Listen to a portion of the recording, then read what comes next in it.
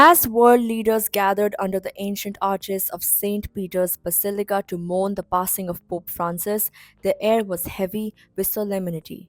An estimated 250,000 mourners filled St. Peter's Square, paying tribute to a pontiff who had reshaped the church's role in a turbulent world. The Mass, presided over by Cardinal Giovanni Battista Re, was a moment of deep reflection.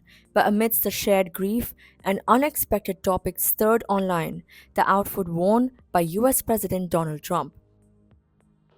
Unlike the prescribed etiquette outlined by Vatican tradition, a dark suit with a black tie and a black lapel button, President Trump arrived in a dark blue suit, light blue tie, and a signature American flag pin.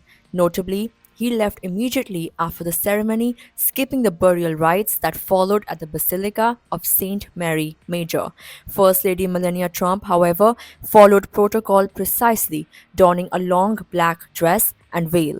Former US President Joe Biden and the UK's Prince William also wore dark blue suits, though theirs were notably more muted in tone compared to Trump's bolder appearance. Ukrainian President Zelensky made a striking appearance, dressed entirely in black but notably without a tie. His choice of attire drew attention, especially given past criticism. Just months earlier, during a February visit to the White House, Zelensky faced backlash for not wearing a formal suit. At the time, he made his position clear, stating he would only return to formal dress once Russia's war on Ukraine had come to an end.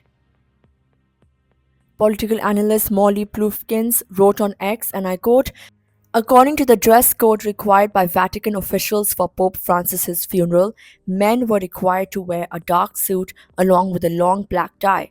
Trump shows up in blue."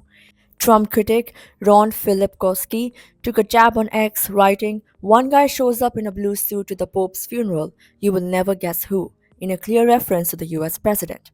Yet, not all commentary was negative.